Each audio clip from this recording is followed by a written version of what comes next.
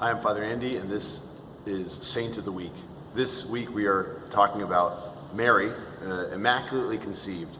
We celebrate her feast day on the 8th of December. This year we moved it to the 9th because the 8th fell on the second Sunday of Advent. But I want to talk about three things: the what, the how, and the why of the Immaculate Conception.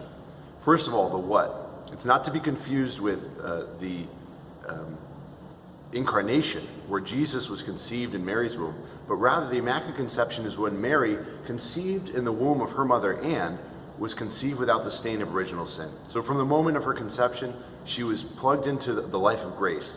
So that is the what. Then the how.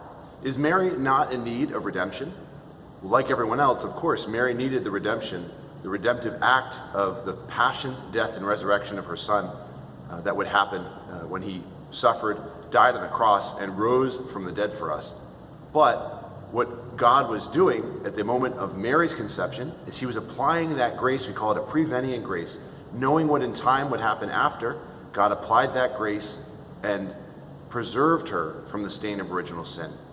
So the what is Mary being conceived in her mother's womb. The how is this prevenient grace, where through the passion, death, and resurrection, she was saved, like all of us are in need of salvation. But then the question is why? Why would Mary be conceived without original sin? We see because Mary was going to give birth to the Savior, that Mary was going to be giving a human nature to God himself. And so because of this, Mary needed to be preserved from the stain of original sin, so that human nature that she was passing on to Jesus would be one that is free from original sin.